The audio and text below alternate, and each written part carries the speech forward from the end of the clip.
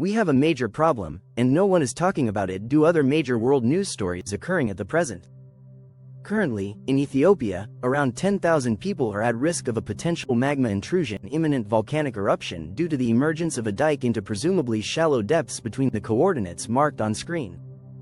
This intrusion appears to have been underway since at least September 27, 2024, and in the time since has not only generated 5 magnitude 4 range earthquakes, but also allegedly created new geysers and hot springs, formed large cracks in the ground, and damaged a nearby railroad due to the amount of ground displacement which has already occurred. Part of this lack of coverage by major news outlets or discussion by the government of Ethiopia likely relates to other significant problems currently ongoing in the country. Nevertheless, I am saying this to potentially save lives. While I do not have much to go off of since I am not physically in Ethiopia or have any people there, satellite INSAR data seems to uplift and magma dike suggests that between a 14.2 and 21 kilometer long dike of magma has developed since September 27, with 3 possible rough outlines of the magma dike marked on screen. This dike location could be inaccurate by as much as 2 kilometers, so take their location with a grain of salt. While I do not have the power or authority to order evacuations, I would personally opinion and analysis recommend that everyone in a 15-kilometer radius between these 2 sets of coordinates and line between them immediately evacuate. Yes, I could be wrong here, but I simply cannot risk the chance that I am right, hence why I am posting this video. Before I even wrote this script, I reached out to the Ethiopian Embassy in the United States, the U.S. Geological Survey, and the Ethiopian government telling them of my findings.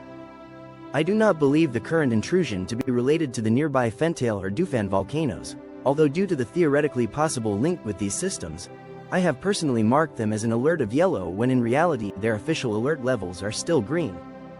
Instead, I interpret the ongoing intrusion East African Rift magma, which I must stress we don't know the current volume or depth of, appears to be related to the general East African Rift. The East African Rift is a 25-million-year-old zone where through 4 segments the Nubian plate is separating from the Somali plate at a rate of 5 to 7 millimeters a year. In other words, after 1 million years these regions will have spread apart by 6 kilometers or 3.73 miles. However, this is not occurring along a singular line, but rather a zone of weakness known as a rift valley which contains numerous smaller rifts which have left behind scars in the landscape. Due to how thin the crust is here, it allows for hot material in the mantle to intrude into it through paths of least resistance, creating magmatic dike intrusions which occasionally reach the surface and erupt, forming a chain of volcanoes. This zone contains approximately 90 such active or potentially active volcanoes, among which in the eastern segment 2, Erta Ale and Ol Doinyo Lengai are currently erupting. Most of these are basaltic, producing small to medium-sized fissure eruptions reminiscent of Iceland's Reykjanes volcano, and yet, a few systems such as Fentale are largely rhyolitic, with the capability for some of the planet's largest explosive eruptions, involving widespread ashfall and pyroclastic flows. Magma composition regarding the current intrusion, I do not like the possible scenario that it could be rhyolitic. This area north of Fentale has seen multiple similar intrusions occur during the last 50 years, like in 1981, which also generated surface cracks, 1989, and 2015, but by far the current intrusion is the strongest and longest among them.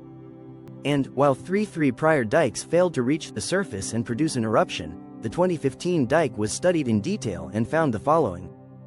The dike has a viscosity consistent with rhyolite magma, specifically at 5 to 8 kilometers depth. While most magmatic intrusions fail to reach the surface, meaning this is the most likely outcome given the current situation, this is still quite concerning. Please, share this video wide so the people and government of Ethiopia can learn about and monitor this development.